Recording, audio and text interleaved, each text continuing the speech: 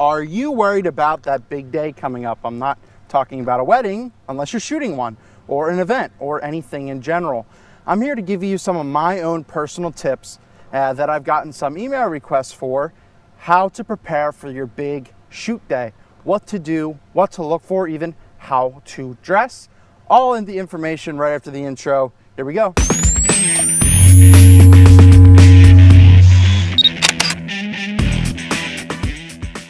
Knowing how to prepare, a day before, 2 days before, 3 days before your big day is one of the most important things you're gonna ever have to learn.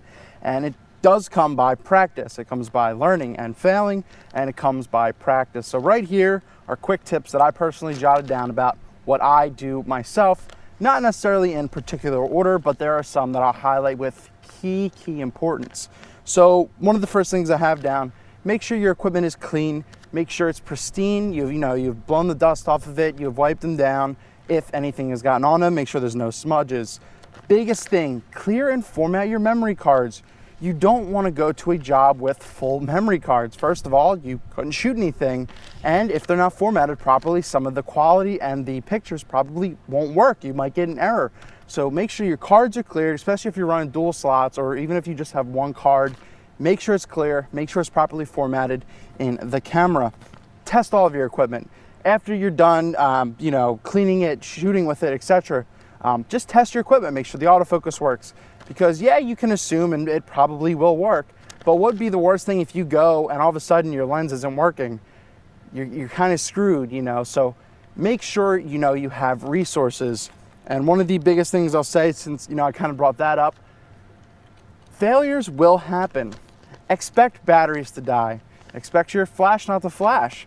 Expect your body not to turn on randomly. I was at a wedding and I had my D700 and my battery was drained, or so I thought. I don't know what was wrong with it, but I had my backup. I had my D7000. So I had my assistant who I hired to come over, to go get my D7000. And luckily, my D700 did turn back on. So, it wasn't a complete failure. It was something that had to do with the flash, I guess. But it was crisis, avoided. I had a backup camera. Key tip, have a backup DSLR. Yes, I know it's expensive. Yes, it is pricey. But on something like that, as a big wedding that I shot, I had a backup. This is my D7000 recording now, and I shoot with the D700. Yeah, it's not full frame yet. It is, once again, the price kind of comes into it. But I have a backup if necessary. Yeah, make sure your batteries are full. Bring backup batteries. I always recommend having two, especially if you're doing weddings, long shooting. You're gonna need backup batteries. There's nothing much past that, especially for your flash. Now, my SB800, holds hours at a time. I don't have to change my AA batteries. So bring a lot of backup AA batteries as well. Backup batteries, as I said. Now, this is very important. This is more the business side. This is the side you won't necessarily learn in school. You learn in practice. You learn from assisting a professional photographer. One of the things you're gonna have to do is, maintain a clientele. Be in contact with them. I usually do about a week before, I'll contact the client and say, hey, is everything on schedule? I get all the information, addresses, phone numbers, contact information, etc. Then 2 days before, because it's very close to the day, you're not annoying them on the day, I will once again confirm everything. Even though I just confirmed this a couple days before that, it's all confirmed. Nothing can fall back onto me if something doesn't, if they give me wrong information. So always make sure you contact the clients. And yeah, and if you also have an assistant, another kind of quick thing, make sure they're in on the loop. If there has been an address changed, and that last time you talked to the client and you haven't told your assistant, well, they're going to the wrong spot, and now, you look kind of stupid because you didn't tell them what to do. One of the biggest things, yes, everyone has a smartphone. I have an iPhone. Have an address, have the directions pulled up on your iPhone. I like to use a GPS because I can't take direction well, and I'm kind of stupid in regards to that, so I use a GPS. My GPS will fail. Yours probably will too. So have a backup, have directions, to get you somewhat in the area. And if there's always a problem, you can call the client. I went to a huge, it was a nature center for a wedding, actually. It was pretty interesting. It was at an amphitheater. And this center was about 5 miles long. So there was no definite address to go into. I was around there. So I had to call, and the groom, easily explained where I had to go. So that's an example. Always have that information with you. Make sure you have your proper paperwork for the day. Contracts, wedding release or model release forms. If you're doing models, if you need passes for the event, make sure you have it with you. Double, triple check, or keep it in the car before the day you go. Now, biggest one is, how to dress. This is what a lot of people don't know as well. And when I first started, I'm like, oh, well, how do you dress? What is professional? It's anything that really looks well. For weddings, one of the biggest questions, you don't necessarily have to wear a full suit. You can wear a sport coat, male or female, it doesn't matter. But I will mainly wear a dark dress shirt, black dress pants, black belt, and black dress shoes. Why?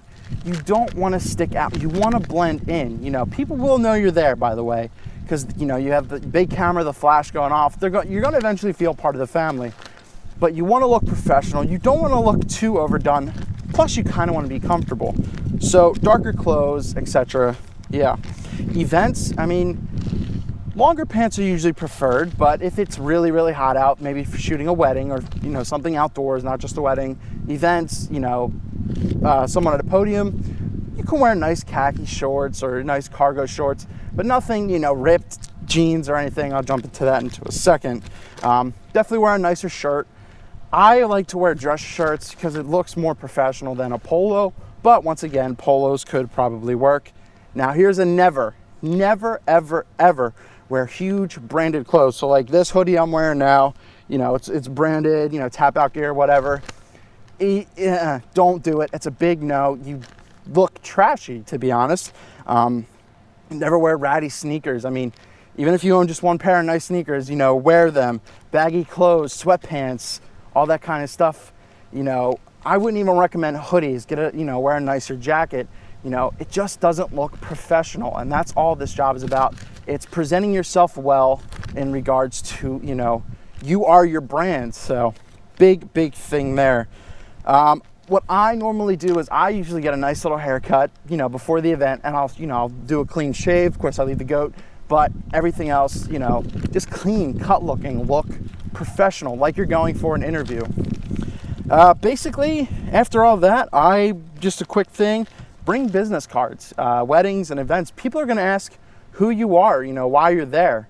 They're going to eventually figure that you're a photographer because you have a camera with you, a professional setup with you, straps or anything like that.